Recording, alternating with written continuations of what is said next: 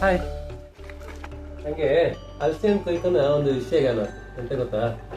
ಇದಿಷ್ಟು ಹಲಸಿನ ಬೀಜಲ್ಲಿ ಈ ಬೀಜನ ಅಬ್ಸರ್ವ್ ಮಾಡಿ ಹೆಂಗೆ ಹುಟ್ಟುತ್ತೆ ನೋಡಿ. ಸೆಂಟ್ರಲ್ಲಿ ಕ್ರ್ಯಾಕ್ ಹುಟ್ಟು ಇದಕ್ಕೆ, ಈ ಬೀಜಕ್ಕೆ. ಬೇರೆ ಬೀಜ ಅಲ್ಲ ನೋಡಿ, ಈ ಬ್ಯಾಕ್ ಸೈಡ್ಲಿ ಮಾತ್ರ ಎಷ್ಟು ಓಪನಿಂಗ್ ಇದ್ದಿದೆ ಇದಕ್ಕೆ. ಅದೇ ಈ ಬೀಜ ಅಬ್ಸರ್ವ್ ಮಾಡಿ, ಇದಕ್ಕೆ ಸೆಂಟ್ರಲ್ಲೇ ಓಪನಿಂಗ್ ಉಂಟು. ಇದೆಲ್ಲ ಬಕ್ಕೆ ಹಣ್ಣಲ್ಲಿ ಸಿಕ್ಕೋ ಬೀಜ ಆದರೂ ಕೂಡ ಈ ಬೀಜಲ್ಲಿ ಮೊಳಕೆ ಬಂದ ಗಿಡ ಯಾವುದು ಬಕ್ಕೆ ಬಾಲೆ, ಎಲ್ಲ ಬಳುವ ಅದೇ.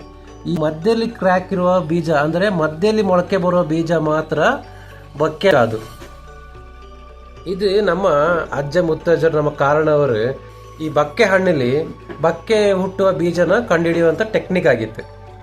ಈಗೆಲ್ಲ ನರ್ಸರಿಯಿಂದ ಗಿಡ ತಂದರೆ ಅದು ಬಕ್ಕೆ ಗಿಡನೇ ಆಗಿದ್ದದೆ. ಆದರೆ ಪಂಡಿನ ಕಾಲದಲ್ಲಿ ಈ ಗ್ರಾಫ್ಟಿಂಗ್ ಬಡ್ಡಿಂಗ್ ಎಲ್ಲ ಇತ್ತಲ್ಲ, ಆಗ ನಮ್ಮ ಅಜ್ಜಂದ್ರೆ ನೋಡಿ ಇಂಥ ಬೀಜನ ಹುಡುಕಿ ಅದು ಗಿಡ ಆಗಿ ಅದು ಮರ ಆಗಿ ನಾವು ಈಗ ಬಕ್ಕೆ ಆಗಿ ತಿನ್ನುವಂಥ ಮರಗ, ದೊಡ್ಡ ದೊಡ್ಡ ಮರಗಲ್ಲ ಅದು. ಅಲ್ಲದೆ ಈ ಬೀಜ ಅಲ್ಲ ಆತ. ಮತ್ತೆ ನಮ್ಮ ಮರ ಕತ್ತಿತಾಗಿ ಬಳುವಾತು, ದನ ತಿಂದು ಬಳುವಾತು ಅಂತ ಹೇಳಿದೆಲ್ಲ ಸುಳ್ಳಾತ.